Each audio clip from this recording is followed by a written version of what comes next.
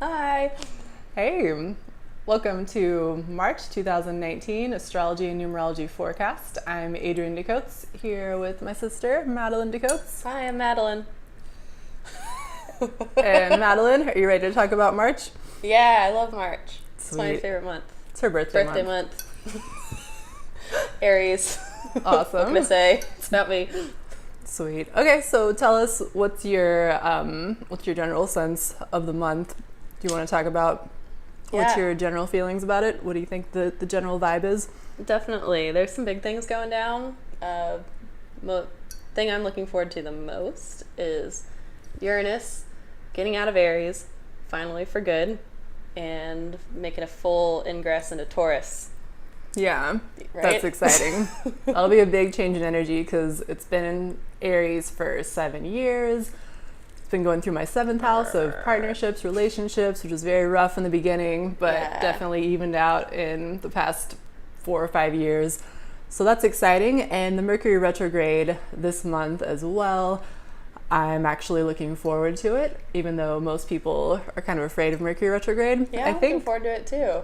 So definitely want to talk about that. It's definitely like this month is part of a shift from, we had an emphasis in air and fire energy at the beginning of the year with a lot of planets in air and fire, which is a yang type of energy, more active, more get things off the ground, get things moving. And now we're kind of settling in. Outward focused. Yeah, outward focused. Yeah, so things are really moving more towards the water and earth energy, the yin polarity. Right. So that's an interesting shift in dynamic. So we can talk about that, how that manifests as well. Because each of Mercury's retrograde periods are going to be in water signs this year. So it will be, this is kicking it off, and it'll be a big, it seems like with the North Node in Cancer, it's going to be a year of reflecting on your wateriness.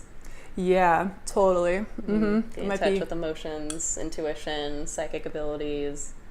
So I think that'll definitely be the case in March with the Mercury retrograde in Pisces. Yeah, it feels kind of like the kickoff to the year in a way.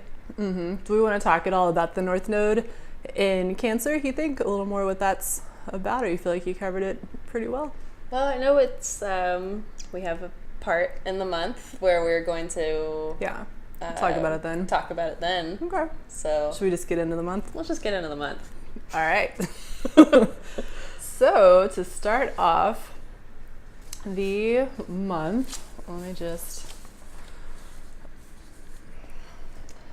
So should we start with Mercury retrograde? That's kind of right there at the beginning, I think. It is. So that's a yes? Yeah, I got distracted because I thought, well, on March 1st, Venus does ingress into Aquarius. Yeah, So that brings that some does, air to the situation. And it's... I noticed that both benefics are going to be in the air and fire signs. So you got Jupiter in Sagittarius all year, obviously, and then you got Venus in Aquarius. So you got air and fire, and then everything else is in water and earth. So that's another interesting thing to notice. To me, that feels like the benefics still stirring up that outward directed energy, is maybe giving us this sense of like we want to change the world. Like Jupiter in Sagittarius, we want to be able to go for our dreams, and Venus in Aquarius, where like socially everybody's thinking about Aquarian themes, like innovating the future. But there's this deep work that needs to be done on the individual basis with getting in touch with your water self. And that seems like March is giving us that slowdown period to maybe build a foundation for all of the exciting work that's going to come in the rest of the year. Yeah, one thing I noticed was that the Venus in Aquarius is going to be squaring the planets, the things that are happening in Taurus. And then Jupiter is going to be squaring what's happening in Pisces. So there is going to be a tension probably between in March, what you want to do on the outside or what the benefics are kind of encouraging you and getting you optimistic and excited about, and then this strong, very strong pull to be more reflective and introspective and get aligned within yourself before you actually go out and, you know, make it happen in 2019. So this is a very much like a nurturing, inward focused month where you're getting aligned so you can then get you know, take more full advantage of Jupiter in Sagittarius, which is something we definitely want to take advantage of this year. You definitely do, but you don't want to do it blindly or based on something that isn't true to your core. And I think that's about what the watery, earthy energy is about, is really like before you go on some wild Jupiterian quest. There's, again, in this broader picture of 2019, Jupiter's going to be squaring Neptune 3 times, and that can be about reconciling, feeling a bit delusional, making, because Neptune can represent delusion. So I think it's sort of like, do this work now, and in March especially, to ground yourself in your own beliefs before you make any big moves. Yeah, and on the numerology front, the Jupiter in Sagittarius is a similar energy to the universal year, or the universal number for 2019, which is a 3. And the 3 is this childlike creativity that's uninhibited and just wants to be purely self-expressive, isn't really self-conscious at all, and just wants to emote what it's thinking and feeling and be creative in a playful, childlike way, which reminds me of this Jupiter in Sag type of energy. So that's the dominant theme for the year in numerology. So I thought that's an interesting connection. But the way it ties into numerology for March is that we're in a 6 month for March because it's the 3rd month of the year. You add that to the 3 of 2019, it gets a 6. And the number 6, in contrast to 3, it's also about creativity. But number 6 sounds kind of funny, but it looks like a pregnant woman. And yeah, exactly.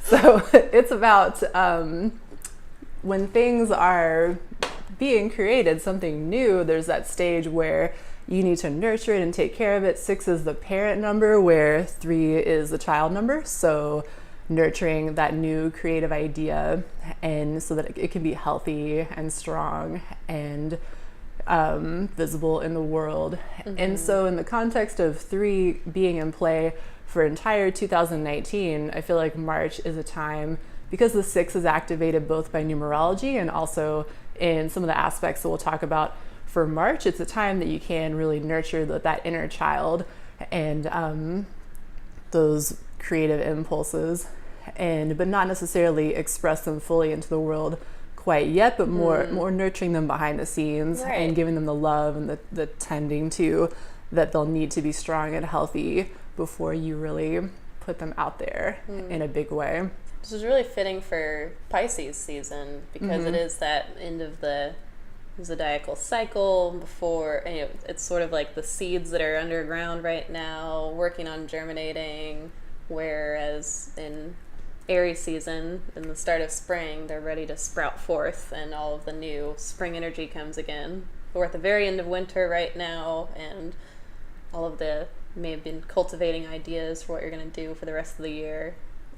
And so March does seem like that time to make that container for what's to come. Yeah, and that that nurturing of the inner child, or that nurturing of the creative thing that you want to give birth to or put out into the world during the year. Did we already mention how that ties into the Cancer North Node? I don't think we did. Okay. I think now's the time. I've been waiting to bring that in. All right. Let's do it. Because I'm into the Cancer North Node. It was I am too. It's my midheaven. It's my descendant. At least right now it's on it. Yeah. So anyway, Cancer North Node. Basically, I loved realizing the connection between the number 6 that's being activated highly this year and what we just talked about with that, and the Cancer North Node, which is in effect for this whole year as well, just like the Jupiter in Sagittarius is active for pretty much the whole year. And because Cancer has a similar meaning to the number 6 in numerology, it's also about nurturing and this protective energy that can assist things that are vulnerable to be healthy and strong. And that's something we can apply to ourselves this year, and that the universe is, or the astrology is leading us towards that, because we've got the South Node in Capricorn, which is about who we are on the outside, how we show up in society, our role in society, our outer appearance, how people perceive us. And that's, the South Node is more, what we're moving away from, or where we have some challenges from the past that we want to resolve or heal or integrate. And so if you feel like your inner self is not the same as what you're showing on the outside, or if you've been too focused on how people are seeing you externally versus how you really feel on the inside and nurturing that part of you, I feel like 2019 is really focusing us towards nurturing that inner child and just who we are emotionally with the Cancer North Node, so we can then express from that place with the number 3. Yay. So that's what I wanted to say. Yeah.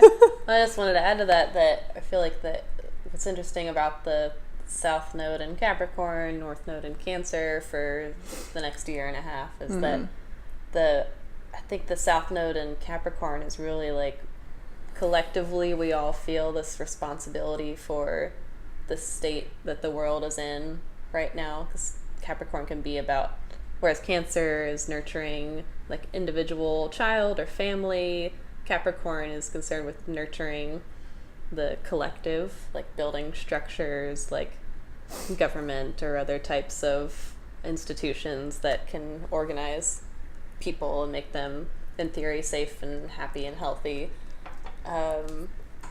Cancer is more about the individual, like family institution, or the self and the emotional container. We're moving from that like awareness that we all, we want better social structures, and into this Cancer North Node focus, which is like, to do that you need to first create that safe space for yourself. Learn how to really make your emotional container, nurture it, help yourself feel safe and secure and grounded and nurtured, and that will be important going forward. Yeah, I like that. That's a good point. Okay. Definitely. So let's dive into March. Yeah, should we get into the specifics of March? Yeah. So on March 5th, we have Mercury retrograde in Pisces happening through Thursday, March 28th, your birthday. It's my birthday. And March 5th is Colin's birthday. We're bookending. Awesome. Yeah. So what are your thoughts on Mercury retrograde? My thoughts on Mercury retrograde in Pisces are that I want to point out that Mercury is in its fall in Pisces. If you use traditional rulerships schematic or whatever it's called, which when a planet is in its fall, it is in a sign in which it has not the usual resources to which it is accustomed to do its normal job. So Mercury's normal job is communicating, thinking logically and rationally, and in Pisces, it's perhaps challenging to communicate or to think logically and rationally or linearly, because the mind is now immersed in a world in which everything is connected, and you can think all thoughts at once. Other types of Piscean themes. It kind of like Mercury can get lost in the oceans of Pisces is the idea.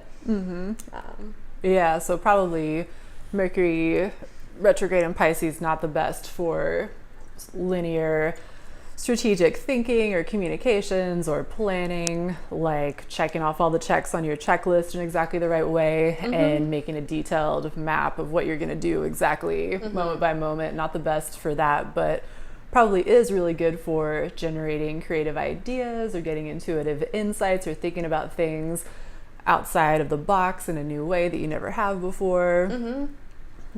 Yeah, those are some of the things I'm looking forward to with it. I did my taxes a couple weeks ago because I knew I didn't want to do them Get those done during now. Mercury retrograde. So yeah, if you're watching this at the beginning of March, try to get them done before the 5th, I guess. Right. Yeah. I think it's funny too that Mercury will move up to 29 degrees before it retrogrades. Yeah. We're 29 degrees Pisces, so it's kind of a tease of like maybe we're building up to an Aries kind of Mercury is so different than a Pisces Mercury, but it's kind of like, oh no, we're gonna go back. Yeah, so we get to have that whole journey of Mercury through Pisces and get the experience of it, and then backtrack. And the shadow period for the Mercury retrograde pretty much starts when Mercury reaches Neptune, which is about midway through Pisces, because that's where it's going to retrograde back to, is the mid Pisces. So, or the mid Pisces. So there's something special about that Mercury Neptune conjunction, because it happens 3 times. I think it is happening on February 24th is like the first time that they touch, and then they touch again, or the conjunction happens. Let's see. I think it was. Is it on the date of the direct station?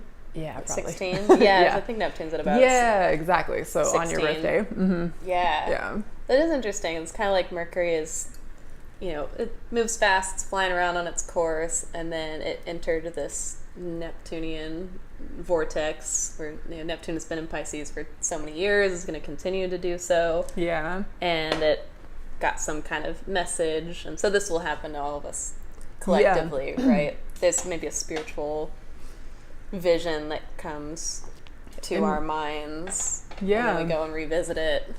Yeah, I feel like Get back when you were again. saying how it's not Mercury's favorite place to be, it's not super comfortable thinking in that way, that maybe Neptune is encouraging you to think, and so it's probably going to be helpful that it meets Neptune 3 different times so you can really get the message of whatever Neptune has been trying to present to you in that area of your life, because it's right there at the heart of the sign too. So it's like as Pisces as you could get, I would think, because it's like right smack in the middle. So it's like really your mind is focusing in vision with quest. the Mercury. That's what's coming to my mind. Like a vision quest. Yeah. And I think that's what I want to recommend for everyone who's wondering what to do during Mercury retrograde and Pisces, is treat it like a vision quest time. Like you're potentially going to be, like we mentioned earlier, like perhaps unable to proceed in a logical manner with your thoughts, like getting all of these insights or visions, or just feeling a little bit extra spacey, or because Jupiter's going to be expanding it with the square too. Yeah. Potentially. That's a good point. Do we know what date that is?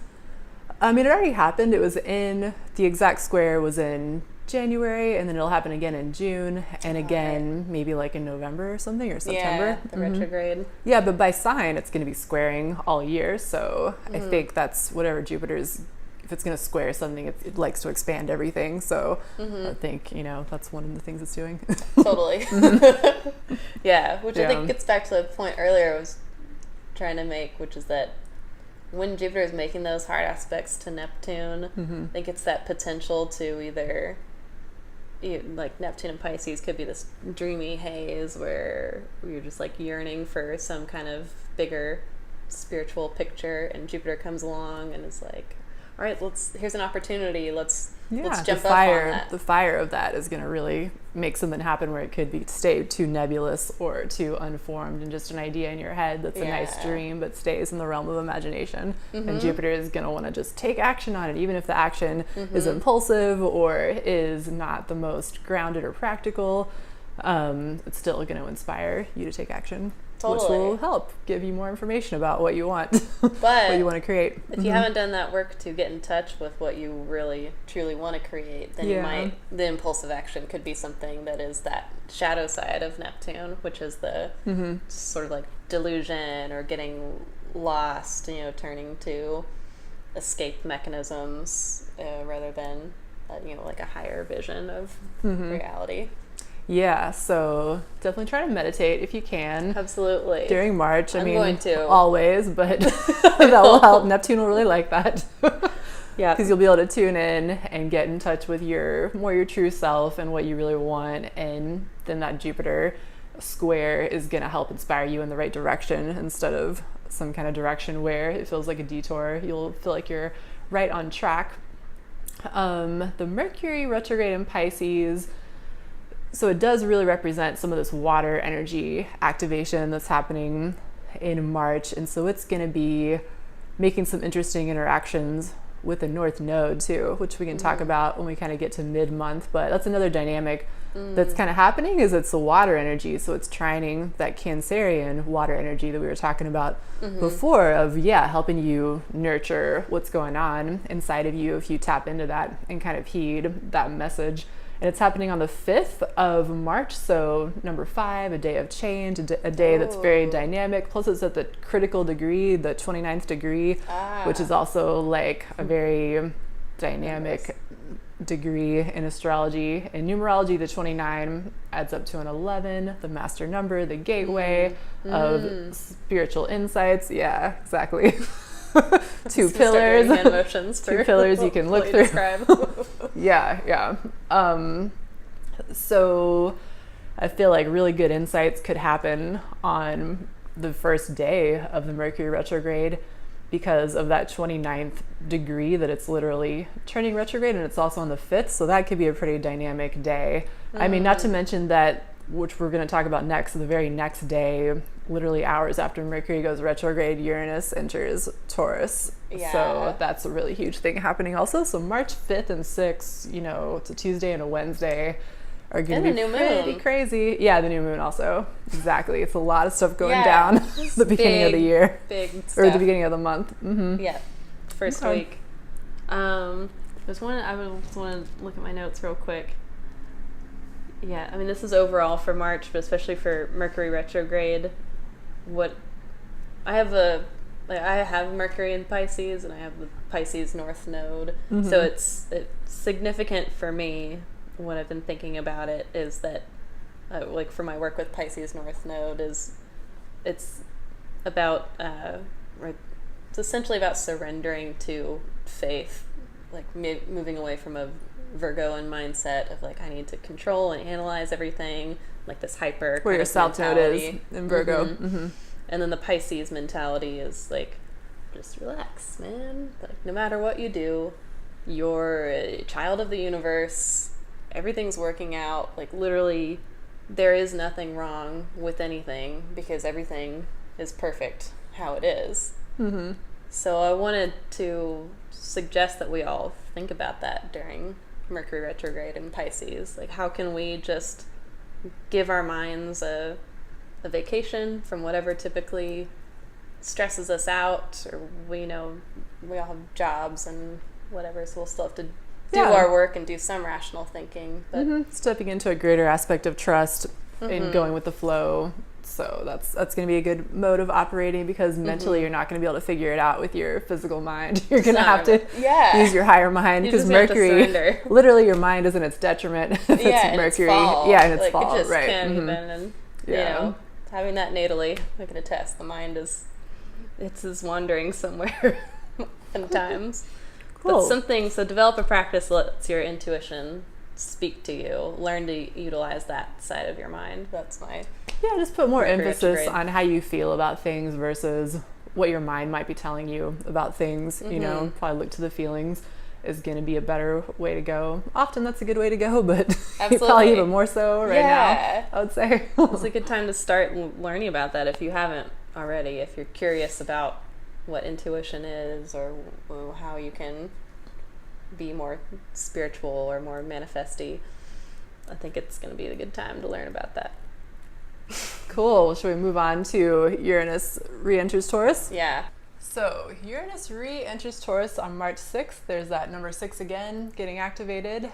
What are your thoughts about Uranus entering Taurus? Well, I thought we would physically switch it up here. We changed sides. We didn't notice. Right. A little Uranian energy for you.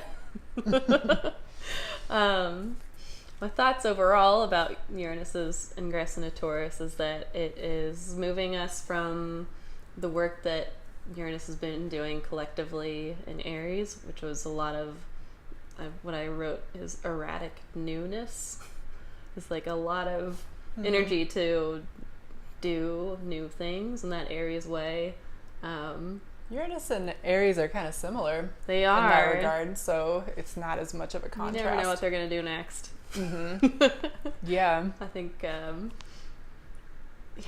personally, since it's been transiting my 4th house, I'm really excited about not switching up like where I live so much. That was one manifestation of it for me. And I literally just moved in with my fiance, and I feel like for the first time just like truly at home in a way that is new for me. And that feels very akin to the Taurian kind of, Taurus likes its home and its comfort zone and its nice things, and I feel like I'm already getting a taste of that in my life.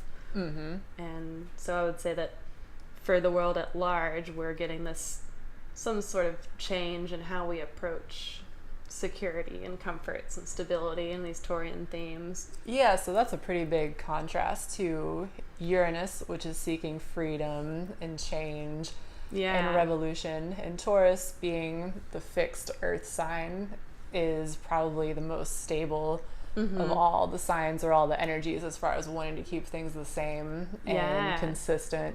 So versus Aries, where Uranus has been since 2011, I think. Yeah. Aries is dynamic, to say the least, likes to start new things, can be pretty, just go for it, just do it. Whereas Taurus is very, very different, as the signs that are next to each other tend to be, kind of counterbalance what was happening before. So definitely seems like it could potentially be a rougher ride, Uranus going through Taurus, because Taurus seems like the least Uranian sign. Exactly. In some ways. Yeah, and Aries could be, one that's much more like Uranus. So I think that, really pay attention to what happens around that March 6th. I mean, the number 6 is a number of balance and nurturing and kind of harmonizing and taking care of things. And that kind of reminds me of the Taurus energy of being connected to nature, or like loving good food. And Taurus is a very sensual sign and very much about bodily comforts and what makes you feel comfortable and safe and secure. So that's kind of similar to that number 6 energy. So we'll see what Uranus decides to do in there. I mean, obviously we can't predict because it's the planet of surprise and but potentially, changing up things that Taurus rules, which would be the earth, because it's an earth sign. So there may be literal manifestations of that as far as earth events. Like I think last time Uranus went into Taurus back in mid-May was when the volcanoes in Hawaii started happening. Right. So that's a pretty literal type of manifestation. A funny story about that. If we can tangent. Yeah. So I knew I was tracking transits last year. I knew Uranus was coming up to its first ingress into Taurus, like May 15th. Yeah. And I was pretty concerned that, because a few astrologers I'd heard were saying, like, watch out, it's like climate chaos. You never know what's going to happen. Yeah. And we live in the Pacific Northwest, and there's that impending, there's that anxiety about our future earthquake. Yeah, like mega earthquake that could happen. We're like due for it at any time. Yeah. So I was finally like, I'm going to do some of my earthquake preparedness, get some water, get some cans of food, etc. At the same time, I had a potential trip to Hawaii planned, which happened to be like May 7th. And so those volcanoes went off like right before that. By those volcanoes, I mean, sorry, Hawaiians, and it was a tragic experience. I don't mean to make light of it, but literally that was the time that I was, like, the exact date I was supposed to fly to Hawaii, and we canceled it, obviously. Yeah, totally. But I had that thought before. I was like, am I going to be in Portland? Maybe there's going to be an earthquake. Or am I going to be in Hawaii? Who knows? Volcanoes might go off. And then they did. Yeah, so that's a potential manifestation. Potential definitely. Shadow side. For Uranus and Taurus. I think when Uranus first went into Aries was when we had the Fukushima disaster in Japan. Yep. So usually what I've heard is what I, from looking at it historically, when Uranus first enters a sign can be pretty dramatic sometimes. So, but in the context, I mean, that's kind of on a world stage, but in the context of your own life, I think it's interesting to think back at what might have been happening that was new or different in mid-May 2018. Literally, that's when, so this is happening in my 8th house in my chart of shared resources. And for me, at the architecture office where I work, that was literally the day that we had a new partner come in and want to start partnering up with my boss. And so that's been shared resources kind of thing to architects partnering together, and it's created a lot of changes and new energy in the office because we're moving to a new location and remodeling it and having all these new policies and procedures and trying to up level what we're doing. So that literally happened right when Uranus went into Taurus, and probably will end up moving into our new office, I'm guessing, around this time. It's under construction right now, so it seems like that might happen when Uranus actually goes into Taurus. We'll see. Yeah, did you notice anything when Uranus retrograded back into Aries last year? Did that we've kind of delay some of the plans? Yeah, we've had a really tricky time actually. Yeah.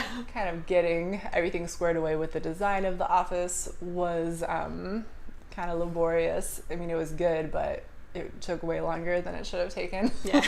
And then actually constructing it too has taken much longer as well. So it's been helpful because you get to definitely make sure you're doing exactly what you want to do. But definitely my 2 bosses are not the happiest about that situation. So, Uranus moving forward in Taurus seems like that should help things go more smoothly in that area. We'll see how it goes. Yeah, so it's interesting to think back about what we got, like a taste of disruption or change at the end of last spring, beginning of last summer, and then how that might have stalled a bit, and now to think about, to reflect for you, everyone out there, what was that and what can you see?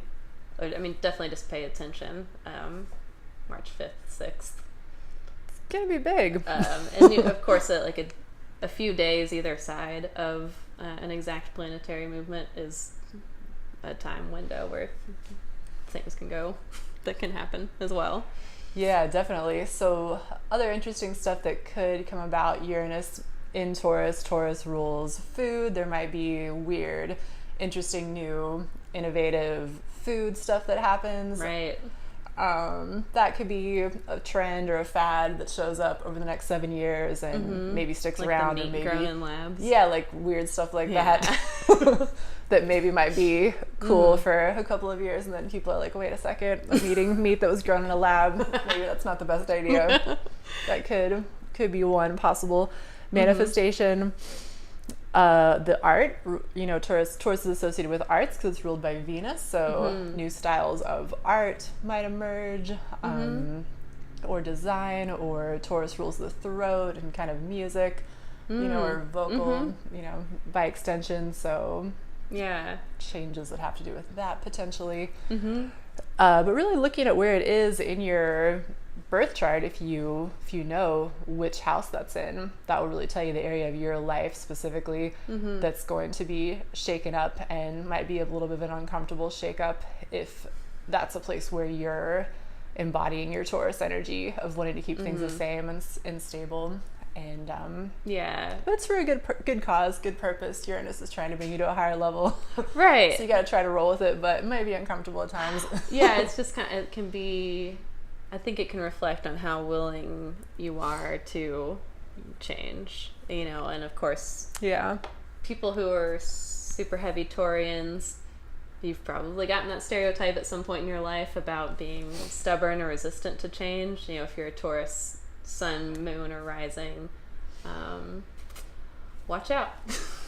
But just be open to it. Be willing to let go of, if you've been stuck in some way, be open to, Uranus can give you like sudden spontaneous flashes of knowledge. You can just it's less visionary like Neptune, like not necessarily like an imagining or a vision, but more like just, oh, I know what I need to do. And lightning bolt. Yeah. And that could be uncomfortable for a Taurus when it is about like, building like, okay, I've got everything in place. I've been working on this for a long time. I've been slow and steady, and I want to move off my course. I think it's helping Taurus, like we were talking about earlier, to go from finding stability and security in the outer world and some of the structures that it might have created in its life or its job, or, for a Taurus, their relationships. And because you've got the whole Mercury retrograde in Pisces and the North Node in Cancer and everything this month, we're really being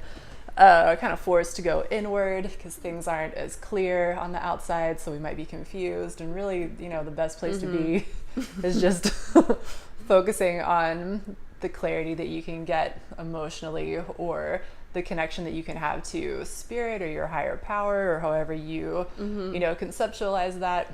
And for Taurus as well, that could be a new place to find solidity and comfort that Taurus is naturally seeking, because Uranus is probably wanting you to focus there. It's probably wanting to help you create that for yourself if you've been too attached to the physical sense of security in the outer world. So yeah, that could be one thing that Uranus might want you to do. It could be. As I was a Taurus. thinking also for the rest of us, or for all of us, there's this, when we're doing Taurian things like immersing ourselves in nature, having physically pleasurable experiences, that could be where we open ourselves up to those sudden flashes of insight that comes from Uranus. So maybe this is continuing a revolution in body healing and body knowing, which is part of the global healing that's going on now. All of us becoming more in tune with how we can listen to our bodies and create spaces that empower our bodies, rather than sometimes some ways in the dominant culture where you're just more Aryan, like just do without stopping and resting, and I feel like that potential for healing, or what you were just talking about, is definitely something that could come into play. And one thing that came to mind was that now Uranus is going to be in a conversation with Neptune, whereas before, when it was in Aries, it's in aversion to Neptune. They're not interacting at all, but now they're going to be in a sextile, so they'll be in the window of opportunity, because Neptune's definitely wanting to promote greater healing, greater integration. And if those two are working in harmony, then that could lead to greater healing through the body or through nature or insight, things like that. So that's a new dynamic that will be happening. That natural sextile between Pisces and Taurus, where the Taurus water and is earth. loving the world and the physical existence, and Pisces is loving the ethereal, the spiritual, the beauty that's in everything and every intangible thing. They go well together. Cool. There's I guess one more thing that I wanted to throw out there is that the rebellious side of Uranus, and being in the the sign that it's related to Mother Nature, we could see the I think youth coming into power and changing, especially in terms of climate change. Like just last night I was reading an article about there's school kids, like junior high school kids in the UK who are in just the thousands of numbers going on strike for climate change. So they're on strike from school with all their signs that say, like, this is our future, we need to do something now. That feels like, obviously we're in a time where things need to happen to work on climate change and its potential impacts for all of us. I think with the 7 or so years that we see Uranus and Taurus, that whatever kind of innovations that need to happen in order to make our Earth habitable for human life Yeah, as an earth sign, I think that could definitely, that makes sense. That could be some of what comes into focus. Definitely. All right. But that's I just wanted to cap by saying it's not all, it's not all bad. Like, Uranus doesn't have to be scary disruption. It can be, but definitely get to know your own chart and what's going on in your Taurus house and how it aspects the rest of your life. Yeah. So you'd want to pay attention to. It's going into my 5th house. I'm pretty excited. Yeah, that'll be cool. Sudden fun. Sweet. Yeah. All right, moving on. So we're still talking about March 5th and 6th, and the next thing that's happening is the Pisces new moon. In addition to Uranus going back into Taurus on March 6th, we also have the Pisces new moon, which is, another thing tied in with the Mercury retrograde in Pisces is one for one. What are your thoughts about this Pisces new moon? It's really interesting. I mean, like, right on the heels of the Uranus ingress to Taurus, as well as, like, directly after the new moon, the sun and moon conjunct Neptune. Yeah. So it's a big one, not your average new moon. Yeah, I think it's definitely interesting. Like I talked about with the number 6 playing a big role this month. It's the entire month is colored by that number, given that it's a 6 universal month. And then also this new moon is happening literally on March 6th. There's the 6 again, and it's happening at 15 degrees, which would be the number 6 also, because if you add the 1 and the 5 together, that's another 6. And so that's another little theme that's tying in. And, new moons are about new beginnings typically. So in this context, though, with the Mercury retrograde happening right the day before, where Mercury was at the very end of the sign, and now it's going to be going back over that territory that it went to, it's kind of a new beginning of also reviewing things, or it's like an introspective new beginning of seeing things in a different way, what you had already looked at maybe for the previous couple of weeks when Mercury was moving through that sign, and now you're going back over that area of your life, wherever that is in your chart where you have Pisces. So it's kind of, like you said, it's not your average new moon. So let's see, and the sun conjunct Neptune as well. So new moon happening literally at 8:04 a.m. Pacific, and then the sun conjunct later that same day, 5 p.m. Pacific.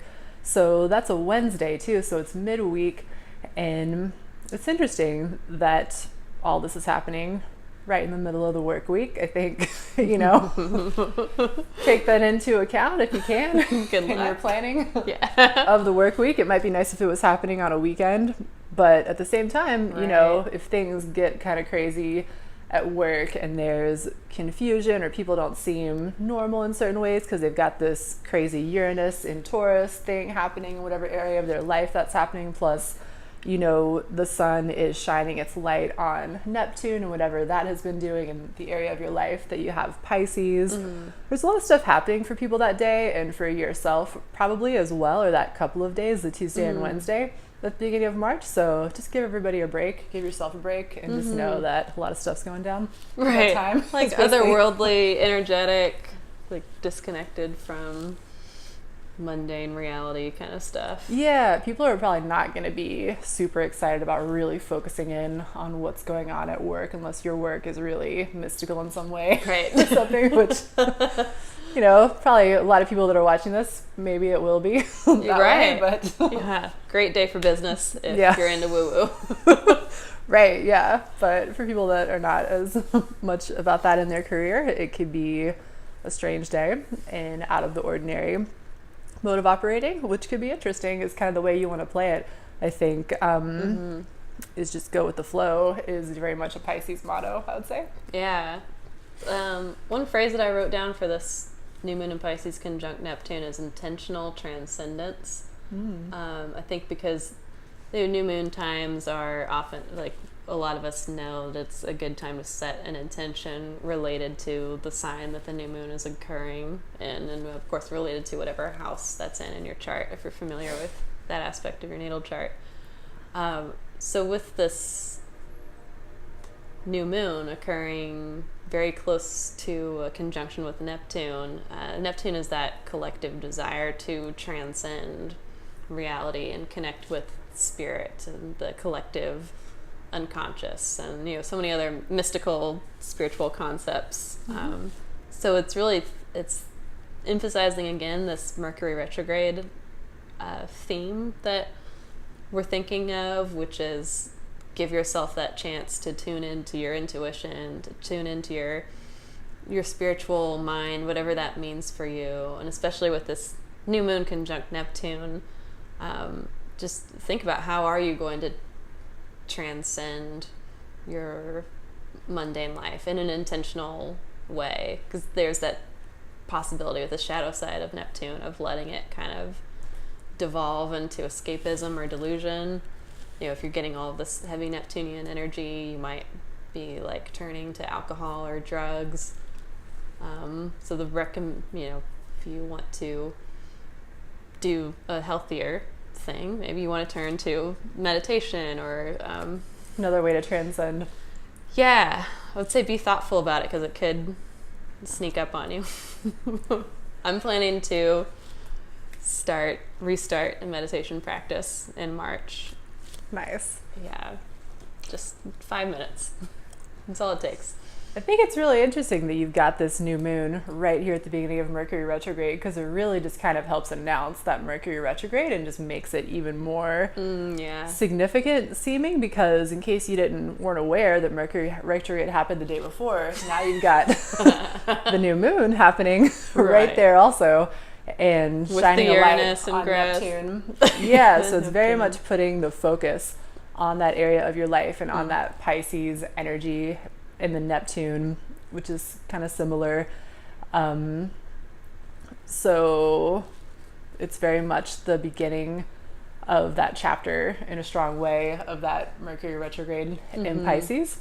And that's a very dominant theme, obviously, that we've been talking about. So this is really when I think you're gonna really notice that shift happening. If you didn't feel it the day before, then this really makes sure that feeling, that experience really does start to come in. And because it's a new moon, it can still kind of be subtle and be behind the scenes in a way, but I think you're definitely going to feel it on the inside, a shift happening towards being less focused on wanting to plan things out or wanting to get really specific about what you're doing in your life or whatever area of life you've got Pisces in. Yeah. You're going to be more in the mode of, let me just take a step back and see what happens. Let me see how I'm feeling. Let me go with the vibe that I'm picking up, or go with the flow. You're not going to really want to be forcing yourself into making clear decisions and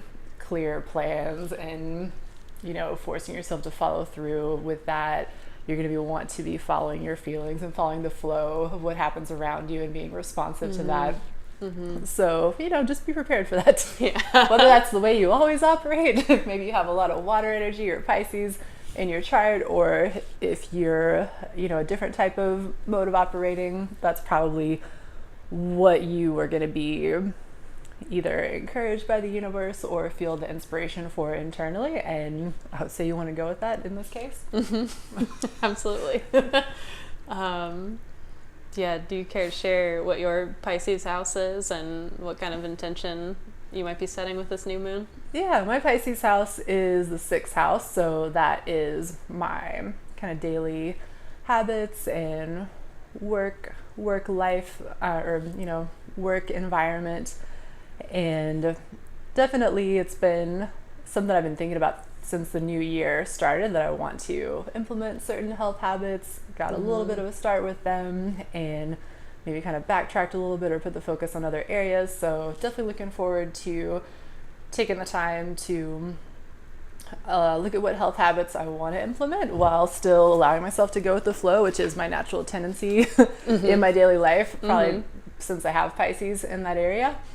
But the thing I think I'm most excited to do, or the project that I've set myself to do while Mercury is retrograde in Pisces, is look at how I approach my sessions that I do with people. Like in the past, I've done certain type of intuitive readings, and I want to re-look at how I approach those and integrate some of the newer things I've been working on recently with astrology and numerology, and also kind of thinking to the past of techniques that I used to use maybe like 8 or 10 years ago. That's really come back into focus just in the past few days. So I just want to kind of do a survey of what I've been using, what I've used with clients in the past, and what kind of things that are newer that I've been doing. So I figure that could be a good use of it, because it will require conscious focus, Mercury of my mind, but kind of in this very intuitive, obviously, way of kind of organizing or synthesizing, and hopefully, tapping into some new creative ideas for how I want to approach that, that matches who I am now and what I want to offer people. So that's one thing I plan to do. Yeah, it's interesting. It's kind of like laying it all out on the table, the past and the present, and allowing that kind of Piscean like inspiration come to you about what is universe, what's aligned right now. Yeah, and it's funny because I do have the Pisces in my 6th house, which is kind of your daily approach to life or your habits and things like that. And that is the way that I like to operate, is just going. I like to have, hardly anything on my schedule in the day, so that I can just follow what I feel like doing and just go with the flow of it, and just follow like my inspiration and have that kind of magical unfolding of whatever's going to happen in the day, and just be responsive to it. Some days I do feel more inspired to set some clear intentions or goals or things I definitely want to accomplish, but at other times I definitely do like to keep it more open. And even if I have a specific goal or intention that I want to accomplish, I'm always checking in with how it feels as I'm working on it, and readjusting based on, how things feel in the moment, or I'm open to new inspiration. If I think, if I at first think I'm going to be working on it in a specific way, I'm open to shifting that approach, or, changing direction, course correcting along the way. And that's something that seems to work, or it's the way that I'm comfortable operating, at least. Yeah. So that's what I like to do. So this should be a good time in that way. Yeah. Getting to, like I've been saying, like building that Cancerian vibe of self-nurturing, nurturing creativity. I think that, we can all kind of explore that way that we allow ourselves to go with the flow. Yeah. That'll be an interesting thing to reflect on, for sure. Yeah. So, anything else you want to say about the new moon? We should probably move to the full moon. Well, first, I actually wanted to talk about the mid-month, because we have that span of time between the new moon and the full moon.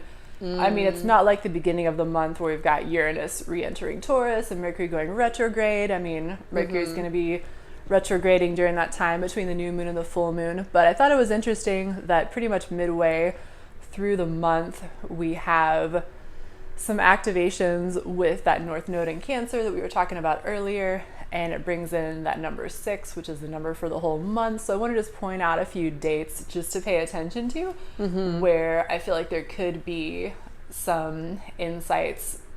If you don't at first get what Mercury retrograde is about for you, maybe in that first week or when it first happens, probably pay attention to these dates, because I feel like these are times when things could really start gelling, or some new insights could be coming in about it, especially related to that North Node of aspects of your life or yourself that you want to be nurturing and mothering, and that's going to be your focus for the entire year, since the North Node's going to be in Cancer for the entire year. It's a long-term project, and I feel like this is a time where you could really get some downloads and some insights about that year-long project, whatever that is for you. So, do you want to talk about that? Well, what came to mind is that... Like, yes or no? Oh, yes. And what came to mind? Does that sound like a good topic? Yes. I had a tangent related to it, that I forgot to mention, just about the new moon, real quick. tangent. Go ahead. It's related to that. So 2 days after the new moon, March 8th, Sun sextiles Saturn in Capricorn. Mm-hmm. So just the note that I wrote on there is that it was an opportunity to work on whatever kind of, insights that you might be getting from all this Piscean energy. The Sun is going to be, making an opportunity aspect to Saturn, which is what traveling day does that happen again? The 8th. Oh, okay. What day of the week is that? Whatever is 2 days after Wednesday. Friday. I think that's Friday. Yeah, so go into that weekend, maybe applying some kind of rigor or structure to whatever wild thoughts were coming into your mind with that new moon. Cool. Okay. All right, continue. That was a good segue. Thank you. All right, so one thing that I thought was notable, given my focus on the number 6 for this month, is that the North Node is going to be at 24 degrees of Cancer between March 12th and the 24th. So a pretty good span of time, like the third, if you divide the month into thirds, the middle third of the month, pretty much it's going to be at that 24 degrees, which is, of course, a number 6, because 2 plus 4 is 6. So it's in the North Node, like we talked about in Cancer, is a similar principle of nurturing and parenting, and then it's going to be on that number 6. And while it's at the 24 degrees, it's going to get a trine from Mercury at 24 Pisces to the 24 Cancer. Mm-hmm. That'll be on Thursday, March 14th, so in the middle of the month. And actually that same day as well, the Thursday, March 14th, the Sun's going to get there also at 24 Pisces. So you've got the Sun conjunct Mercury and trining the North Node. And so I feel like that's a real potential moment of illumination. It's the Cazimi of Mercury and the Sun. When the Sun and Mercury get together, happens every maybe like a couple months or so, I suppose. And it's just a time where the Sun can illuminate. Last Cazimi and Sagittarius. Aquarius. Mm-hmm. Whoa, really? That was one that just happened? Yeah, that was at the end of January. Okay. Yeah. What do I know? Not much about Cazimi. I've become interested in it, so it's gonna happen at 24 degrees Pisces, like I was saying. So you'll have the Cazimi, which is the Sun and Mercury aligned together. So symbolically, the Sun is illuminating what's on Mercury's mind right now, or in Mercury is helping you communicate where the Sun is illuminating, or helping you bring it to conscious awareness, that part of Pisces that it's in, which is the 24 degrees, which is also making this harmonious connection, the trine to the North Node at 24 Cancer. So I feel like it's this moment of clarity in the fog of Mercury retrograde, and this moment of insight, and not only about just the Mercury retrograde, but also the entire year of the Cancer North Node being activated. So the day after, the Sun then will move on to trining the North Node. It'll be at 24, where it's going to make the exact trine. So it's like the 14th and 15th, those 2 days is where that's happening, the Thursday and Friday. So again, like right before the weekend. Yeah. Do you have any thoughts about, this might get tangential again, but related to the North Node and Cancer, the eclipse axis that we're on right now is the Cancer Capricorn, and I can't recall when the eclipse in Cancer was a lunar. Was it a solar? Well, we didn't have one in January because that was the final Leo eclipse that we had. Right. So we had a Cancer eclipse. July last year. Yeah, it was like a partial lunar, I want to say. And then there'll be another eclipse in Cancer in July. It was a partial solar because it was in Cancer season. Yeah. Yeah, okay. Anyway, something about that. Thinking about... that might have been maybe when some themes could have gotten started in the summer. Yeah, I definitely had some themes getting started with that Cancer eclipse. Like, it's my 7th house, so like dramatic relationship changes just within days of that eclipse. And I'm thinking with any planet making a harmonious aspect to the nodes, like Mercury and Sun trining the North Node, it could be a good time to either take action or reflect on what themes have been stirred up in relation to the eclipse cycles. So if you can recall, July 12th-ish last year, maybe give that part of yourself some loving. Yeah, be open to insights, or there might be something you feel inspired to communicate if Mercury's getting the activation as well. Either you're communicating it to yourself, like you're able to journal about it or get some kind of articulate something to yourself about what's going on in that area that you couldn't before, or you feel inspired to communicate with someone else if they're involved, if it's your relationship house or something. So, or mother figures in general, Cancer vibes. Yeah, perhaps so. Yeah. If you have a good relationship with your mother, maybe talk to her that day. Okay, that's all. Cool. Okay, so should we move on to the next lunation, the full moon? Absolutely. Okay. I'm excited about this one. Libra. Yeah. So it'll be full moon in Libra on Wednesday, March 20th. And another thing happening midweek, I feel like that's another theme in March, is midweek. Inconvenient Astro. You know, it might make things interesting though. It's like hump day. Yeah, true. Makes it the week a little different than what it usually is. Anyway, Libra full moon, Wednesday, March 20th. And I'm excited because Libra's my rising sign and the moon's at 0 degrees. It's the 5th, I believe, and we've had 5 full moons in a row at 0 degrees. 0, 0, 0, 0. Yeah, 0 is What's pretty that about? interesting. Well, numerologically speaking, the 0 is obviously a circle. It is the void, is what it represents, and just kind of infinite potential. It really amplifies or spiritualizes whatever number is next to it. You got a 2 in this case, which is about balance. It's, you know, two things that are together with the number 2 that need to balance off of each other and interact and come to harmony. Where did the 2 come from? The 2? Yeah. Oh, from the 20, because this is happening on March 20th. Sorry. Gotcha. Nope. Yeah, we're talking about March 20th Yep. is when the day that it's happening. Because I started thinking about the 0. Oh, yeah, the 0 degrees. That's right. Okay. So it's at 0 degrees, but it's happening on March 20th. So again, that brings in the 0 energy with the date that it's happening, plus the degree is 0 degrees. So, but I liked the number 2, talking about that a little bit, because it reminds me of Libra, the scales, exactly. Because you got the 2 things balancing, and Libra's all about partnership and balance and harmony. So it really is a good date for that. Do you want to share what your thoughts are about the full moon? I've got some more thoughts, but want to give you a chance to jump in. You got something to say about this one as well? I actually no. Oh, yeah. okay. Keep going. It's happening at 0 degrees. I've got my ascendant at 3 degrees, so it'll be right on my ascendant, or, you know, within striking range. Yeah, I think that's close enough. Yeah, Within that's good.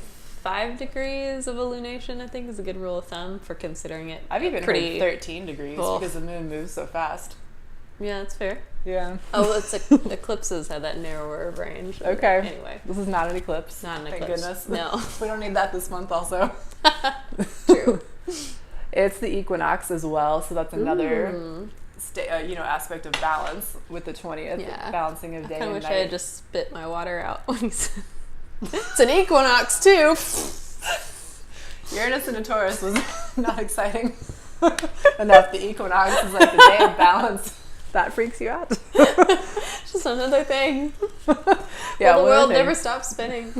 Oh yeah. Well, it's getting a little late. And we just had some food too. That really helped make things a little more lighthearted. Yeah. I was very hungry in earlier segments of this That's forecast. right. Now we're in happy Taurus mode. All right, so Let's wrap this up. Full moon equinox. Right, Libra balance. Day and light and dark. I got you. yeah, that was my point there.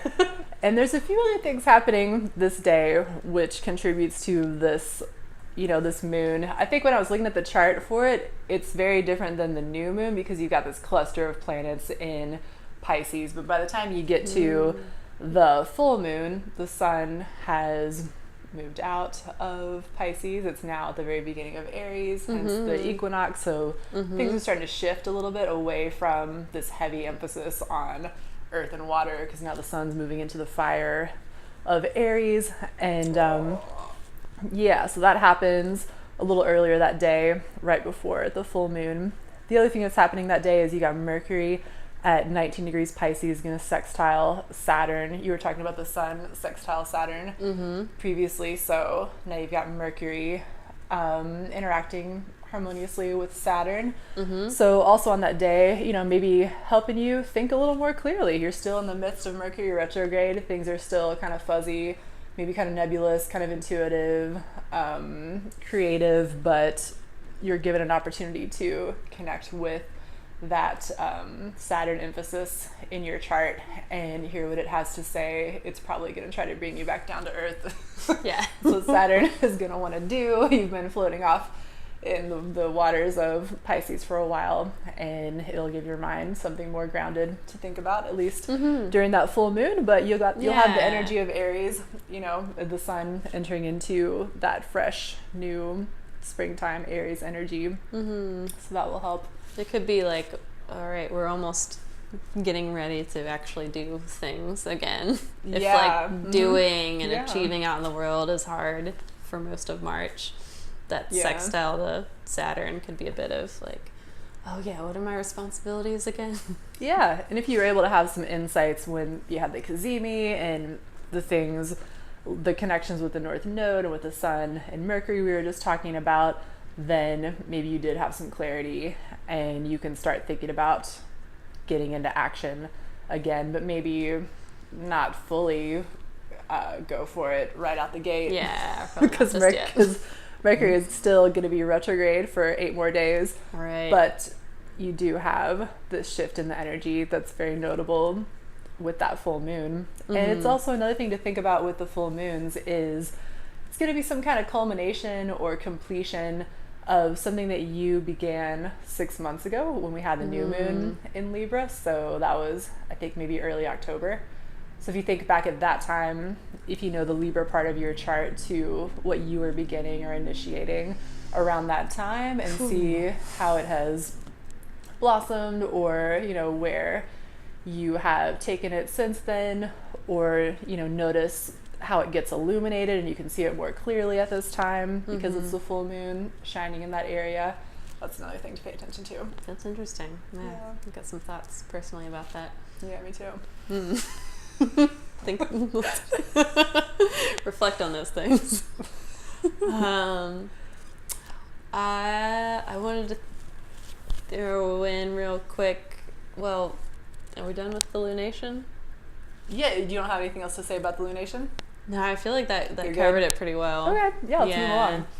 I was going to throw in that on the 26th, Venus ingresses to Pisces. So Venus is moving pretty quickly at this point. I'm some mic. I was like, where did my mic go? It's like way on my shoulder. It's migrated. Oh, now it's literally tearing my shirt. Okay. Oh no. Sorry. And we're back. So Venus is moving fast at this time because it entered Aquarius at the beginning of the month, March 1st. Now by the 26th, it's moving into Pisces already. And I think it's curious that happens just 2 days before the Mercury stations direct again, because it could be a bit of like just some love and joy maybe related to all of that Piscean work that we will have done over the course of March. Venus comes into a sign or an area of your life and adds some sweetness and pleasure. It's one of the benefics.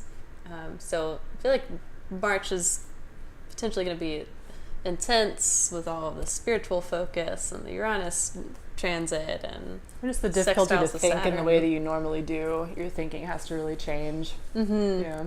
The Venus coming in at the end of the month, I think, you're going to be pleased with yourself about this time that you took to get in touch with your your intuition and your deeper self, and like giving your normal day-to-day mind a break for a while. Yeah, that makes sense. Yeah. Yeah, I think Venus, she will help you as she moves through the Pisces territory. If it's been Mercury and the Sun and Neptune in there together, she will help do the work of the North Node in Cancer, because she will focus you more on emotional integration. If Mercury is definitely wants to be more logical or more mental, Venus wants to be more emotional and look over things in that regard. And to relate to other people around it too. So maybe there would be an opportunity at the end of the month to like socialize with your tribe, whoever they are. Sure. Connect with your buds. Cool. Okay. Yeah. So, overall themes for March? Mentally. Well, I think I was going to wrap it up with talk ahead. about Mercury. Mercury going direct again. Right. It's kind of like the final thing. It happens on your birthday. I would think you would not forget that one. It's Madeleine's birthday. March 28th is going to be the actual Mercury going direct again. True. And it's going to be conjunct Neptune, as we mentioned at the very beginning. All right. So I'm already spaced out and feeling it. Yeah, actually, no, it's not. I misspoke. The Mercury conjunct Neptune happens on the 24th. The Mercury direct is going to be on your birthday on the 28th. In the morning, 7 a.m. or so Pacific time. So that'll be good. That's another midweek thing too. I guess that's just kind of, again, the theme this month. Thursday. Yeah, Thursday. Early Thursday. And so that's a date to pay attention to, because when Mercury is changing directions, sometimes that can be when it's at its most retrograde-y. That's not a word, but That sounds like when it's trying to work. change, it's a little confusing for Mercury, or for you to have to readjust. It slows down and stops for a minute. Yeah. And then moves forward again. Yeah, so translate that day. to what's happening in your mind and your communication, which is what Mercury rules, is you're trying to shift the way that you're operating in some way, because Mercury is changing, so it's mirroring that process. So that's another one of those days where you want to give people extra leeway to figure things out for themselves, and how they're thinking and how they're communicating, and yourself too. Don't expect things to go super smooth that day necessarily. It doesn't mean you can't always have that intention, but it's better to probably take the approach of going with the flow of whatever the day presents, because Mercury retrograde, while sometimes it can be challenging, it never has to be a negative experience. It just means you have to be open to doing something different. It just means Mercury is trying to show you a different way or a different approach than what you normally do, and it's trying to help you go back over and review what you may just have glossed over before and need to look at more closely, so that it can be stronger and healthier and be more successful in the world. So we're a society that maybe wants to move fast and wants to just go and accomplish and put stuff out there. And it's good that we are sometimes forced to go back over things and go more slowly. I know I definitely resist it at times, but I know it can be much needed. Yeah, it's like built-in rest period. Yeah. We don't get very many of those in our culture. Yeah. But to have 3 weeks where you just don't try to do the normal thing for a bit. Give yourself some slack if you can afford it. That's cool. Yeah. And then Mercury will be in Pisces until April 17th. So it'll turn around, go back direct again at 16 Pisces. So then it's got to go through second half of Pisces again, and we'll finally make it out of its sign of, it's the fall, right? Sign of its fall. Fall. Yeah, sign of its fall. until April 17th, which is again why I did my taxes. All right. earlier, 'cause it's like right after taxes It's are a due. long time in Yeah, Pisces. it's a long time in Pisces, which is not typical. Usually Mercury's only in a sign for a few weeks. This time it's in there for like 2 months. So Yeah. Enjoy swimming in the waters, yeah. everyone. Exactly. All right. Yeah. Well, any final thoughts about March?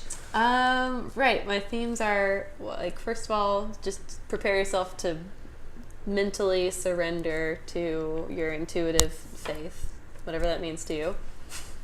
Allow insights into how you might be changing your approach to stability and creature comforts and work, all those Taurian themes because of the Uranus coming in.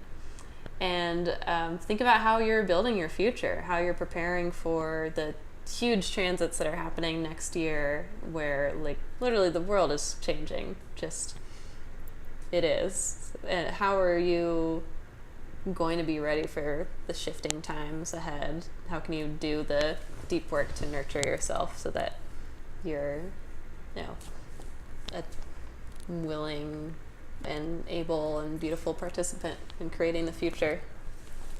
Awesome. Those are good. I think that about wraps it up. Yeah, there's nothing more we can say. Hope you have a great March 2019, everybody. Mm-hmm. And thank you. Yeah, thanks for watching, and be sure to subscribe. Anything else we want to recommend? If you liked the video, why not? Right. Could bring more joy and lengthy discussions to your life in the future.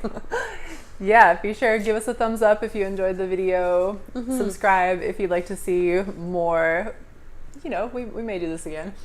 Yeah, likely in some form. This is our first attempt. The lighting wasn't great. The background's not great. We got really hungry and tired. But I think it was good. Sweet. Yeah. All right. Thanks, everybody. Hope you have a great March. Bye.